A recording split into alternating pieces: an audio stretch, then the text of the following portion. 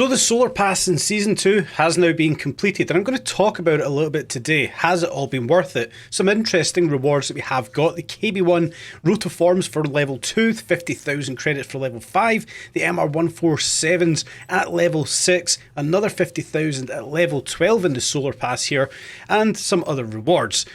HUR Matte Black Rotoforms at level 17, 50,000 credits at level 18. Some nice wheels that we have got, and of course some good rewards, some muscle style wheels, the VF502s at level 22, and of course the grand reward being the Lamborghini Diablo VT, the 1993 version. Very much looking forward to jumping into the Diablo. This is of course what we have been working towards. So besides the rims, besides the money rewards or the credit rewards, the Lamborghini Diablo has been the only thing we've kind of been working towards. And what kind of reward has this car been? Of course, Season 1 Solar Pass, we got the Audi e-tron RS GT. And that car was very much underwhelming. Haven't used it since, don't like it. It's an electric car. You guys know how I feel about those in a racing game. I'm not going to use them. But this time out, we've got the Diablo VT. First of all, it sounds and it looks sensational. Off to a good start. Hopefully that remains throughout today's video. But how is this going to hold up against the rest of the modern supercars that we have got in game? Many videos ago we obviously jumped into the Ferrari F40 and we compared that against the modern day supercars, and it held its own. It actually outperformed a lot of those cars we did come up against. So for the Lamborghini Diablo VT, isn't much the same. We can see we were just testing out the handling there. It's a little bit sluggish left to right. It does feel heavy. It is a 90s supercar after all. We don't expect it to be lightweight carbon fibre shell, even a carbon fibre chassis. We've got none of that, guys. We are stripping this all the way back to the 1990s and a true supercar of its era. This, of course, much like the Veyron in the 2000s, the Diablo was the poster car for many of our childhoods. It was up in the bedroom walls, and it still is largely a phenomenal car. But how is it going to hold up in Test Drive Unlimited Solar Crown? That's of course going to be the big question for today. So we've tested it out first of all here in its stock format. No upgrades, no tunes, no nothing. We'll head back to Celine HQ and put some upgrades to the Diablo. Having a quick look at the inside, this is what the 90s was all about. Basic interior plastic with the big grab handle on the front of the passenger side of this thing. I absolutely love how the Diablo was built inside of it with that H pattern gearbox as well. You don't get none of that anymore. But we have went and put our little touch on this one. We've painted it red. That's going to become clear why we've done that a little later in the video. But we put all of the upgrades onto this one. No tune, just full of upgrades as it currently sits. There was a slight issue I did see with that one coming off the line. From a dead start, this thing's very sluggish through first gear. We're going to have to try and get rid of that to see if we can improve this one. But what we're going to do is we're going to head up onto the freeway section. We're going to do a top speed run. We're going to see just how quick the Diablo is on a freeway section and how quickly it can actually get to that kind of, ultimate speed that this is going to have to get to be able to compete with modern day supercars. 150, 160 in fourth gear, it's starting out alright. It's not hypercar performance, but it's not got to be. It's got to be supercar performance. Going up against the likes of the Huracan, the Alfa Romeo 4C Celine Edition is going to be a big competitor for it. There's many that this is going up against, and it's a very tough task to be able to compete with some of the modern day supercars. Is it going to be in a category of its own up against the Ferrari F40? We're going to discover all of that today. But as for its top speed, it didn't do all too badly, as we did see. When we now come to the handling version, the handling aspect of this, with us upgrading the suspension, some lightweight reduction, stiffening things up, some slick tyres fitted to it, does it feel any more nimble, any lighter than what it did before? Like I mentioned previously in its stock format, this thing was very heavy and it felt very sluggish, moving it from left to right. Slightly more nimble now, we can see it's in a very wide car. The Diablo is ridiculously wide as a vehicle. So on these streets themselves, we know it's going to be tight in these races over in Ibiza. On the open streets, it doesn't seem all too bad. So let's take a little bit of time, let's put a little tune onto the Diablo and see how it is. And as we can see, coming off the line once again, we have got such a flat first gear. It takes so much time to get to the top of the rev range, and I have spent a lot of time trying to get rid of this, and I cannot get rid of it. So we're going to have to live with that one for now. Perhaps I spend some more time you know, over the next coming few days or weeks, try to get rid of that in first gear. If you guys have got a tune for this one that gets rid of that flat spot in first gear, please do let me know in the comment sections down below. I would love to try a tune to improve first gear. But we're going to head over to our first race for today in a Diablo through the parks of Daltvia, that 3.2 mile race. We are restricted 800 to 900 RP for this one, so we're not going to have peak performance in terms of power. But how's this going to stack up? We can see the packets up against the likes of 4GTs, the Alfa Romeos and such. Let's try and launch this off the line. We can see we struggle to get it off the line. The McLarens, the 4GTs passing us there, but we can pass the AI by sticking to the right hand side here. The AI always get tangled up in the early parts of this, the Parks of Daltvia race. Coming around the first right-hander into the left-hander.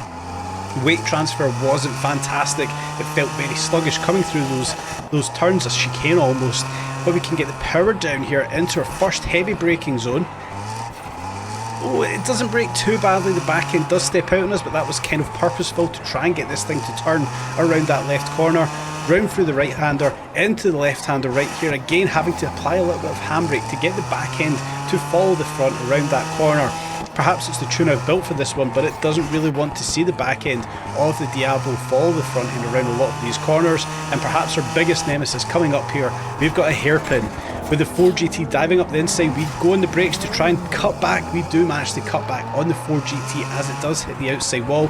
Looking back in the camera a bit ambitiously there, we almost took that inside left wall. As we come downhill through the right-hander, we suffer with a hell of a lot of understeer with the Diablo here.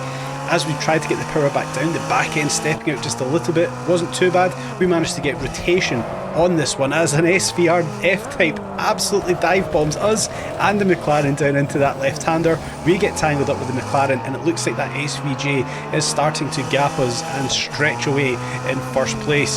The McLaren trying to dive bomb us once again. We managed to close the door on the McLaren as we come through the right-hander again. The McLaren trying to stick it back up the inside of us. We're holding our own right now. We're driving very defensively here in second place to try and keep it as we do manage to just stay off the wall. We've got a big task in our hands if we want to close in on that F-Type SVR.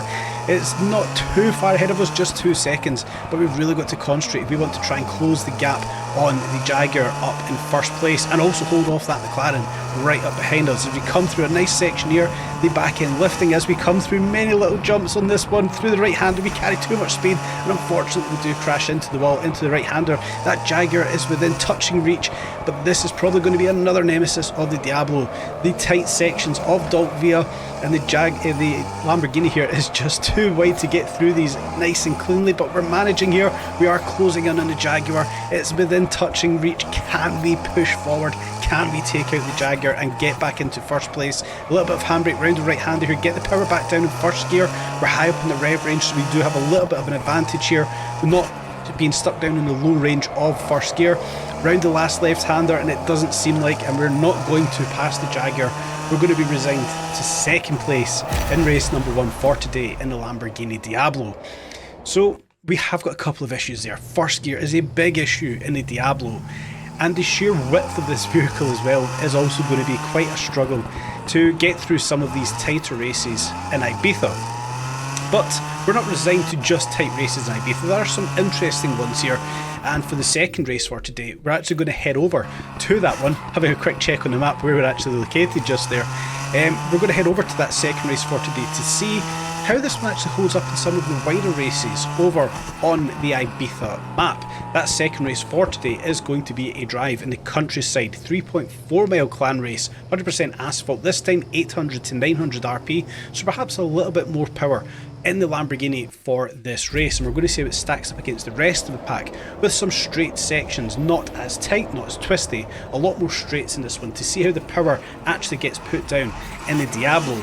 Once again, we know we're going to have a little struggle getting this thing launched off the line. We actually get a little rear shunt there, which didn't do too badly.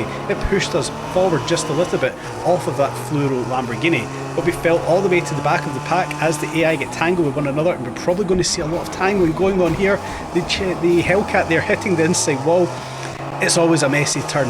It's always messy at the start of the drive in the countryside here, but we're sitting here in 5th place. The rest of the pack are well ahead of us, but again another interesting corner right here. We typically see all of the pack stumbling upon one another at that little section, but we've got through it relatively unscathed here, sitting in 4th place. We've got a big couple of stretches of road ahead of us, a heavy braking zone coming up here. How are we going to manage to get around this one? Braking nice and early, slow through it to try and stay off that mud, the dirt, the dust on the left hand side. We've got through it alright. The AI are within touching distance. We're going to have to be nice, clean and quick to try and catch up the rest of the pack as we get dive bombed from another Hurricane. And yeah, it kind of kills our momentum, I think is the best way of putting that one. Through the double right-handers here, try to take a bit much speed, clip that outside wall. We didn't lose anything, so we're all good. Nice and tight through the right-hander. Let's get the power down here and see if we can start to pull in the rest of the pack here. We have unfortunately fell down to 5th place, and we can see that Fluoro Huracan is starting to pull away from us. But as we stretch open the Lamborghini Diablo, let's see what this can actually do. 150 miles an hour bound round this big sweeping left-hander. We do back off a little bit there, in through the right-hander. The Huracan ahead, taking it nicely. We tried to follow suit, taking the same line, and we pretty much got the same gap to the Huracan as we did going into that kind of section there. So largely we're kind of behind the meta, especially using this Diablo. It's not holding up as good as other cars do in the supercar category. Coming into the braking zone, we do start to close up to the Huracan. The brakes in the Diablo here, somehow better than the brakes of the AI's Huracan. But as things start to tighten up, this is where it's going to get interesting. Can we start to really close up on the AI, or are we fighting a losing battle with just 5% less left of the race? I do feel like we are fighting a losing battle, clipping these walls, losing time. It just feels like the Diablo is well behind the power curve, and it's not going to be one that's overly usable in game, if usable at all. I do feel like they have made a bit of an error with this one. For me, it's highly unusable in game. It's not a car that I'm going to personally use. I do think there are better options. I've obviously spoken about those earlier in the video. But for me, being a 80s to 90s supercar, I expected more. I didn't expect it to beat many of the modern ones. But there's one supercar in particular that I would pick every day of the week over the Diablo, and it's of course going to be the Ferrari F40. Yes, we don't get this for free, yes we have to buy it, but that investment, in my opinion, is 100% worth it. Covered this in many videos. I try not to use it all too much because I don't want to bore you guys using the F40 every time, but in my opinion this is the best classic supercar in Test Drive Unlimited Solar Crown. A good balance of weight, power and handling. This thing is frighteningly quick. And just to compare it to the Diablo, we'll head back over to a drive in the countryside, that supercar race, 800 to 900 RP, and we will see how the F40 stacks up against the modern supercars, and of course how it stacks up against the Diablo. It's going to launch off the line 10 times better than the Diablo, granted this being two-wheel drive, the Diablo 4, but the power that this thing puts down instantly, we're going to get a better launch off the line. As we can see, we actually launch into first place, and we hold first place as we do come up towards turn 1. We know we're going to get bombarded with AI into turn 1, like we can see, getting dive bombed from SVJs and 4GTs, but as we launch out of turn number 2, clear off that 4GT on the outside, we've just got one car ahead of us, that Jaguar F-Type SVR, and that's going to be the task here, is to try and rein that one in as we come down into our next heavy braking zone. The Jaguar tripping up over itself, hitting the wall, and we're now in first place. Something we did not do at all in the Diablo. We've got a nice open road ahead of us. We can stretch our legs on the Ferrari F40 as we come down into that heavy braking zone once again. I do brake early for this one. Don't want to make any mistakes. Hitting that mud on the outside will ruin your entire race, as we can see the whole AI dive bombing into that corner. We want to clear that one nice and quickly so we don't get tripped up with the AI into our next left-hander. Again, braking nice and early so we can get the power back down and get ready for this right-hander up ahead. This right-hander is obviously a precursor to what's coming next. Small straight here, we want to get nice and tight to that inside wall, get the power back down nice and early for the big straight that we have got coming up, or relative straight that we have got coming up here. We'll put the foot flat to the floor in the F40. We'll try and get as much power out of this thing as we possibly can. 170, 175. Coming onto the brakes a little bit, we can see the F40 does get a little bit unsettled on a little bump onto the road, unfortunately clipping that inside wall. But as we come down into this braking zone, we've got a huge lead on the rest of the pack. It says it's 1.3 seconds, it was much bigger than 1.3 seconds, I don't know why it actually showed at just 1.3. We've got a much bigger lead on the rest of the pack. Coming down the next straight section, again we know we're coming into quite a favourable right-hander for us over the AI. It seems like we can take this one faster than the rest of the pack, nice and wide, like the back end of the F40 fly round on us into the left-hander, nice and tight to that inside wall once again as we come back into that tight section here. Carrying a bit much speed, taking out the wall, it's all good. we're just having a little bit of a test here with the F40. We're not going to criticise it all too much, as we do push forward to cross that line and we do win the drive in the countryside in the F40. So already we can see just how much better the Ferrari F40 is over the Diablo. I am largely disappointed with the Diablo. It's a car I'm not going to use in game unless we've got a Diablo specific or a 90s supercar specific race.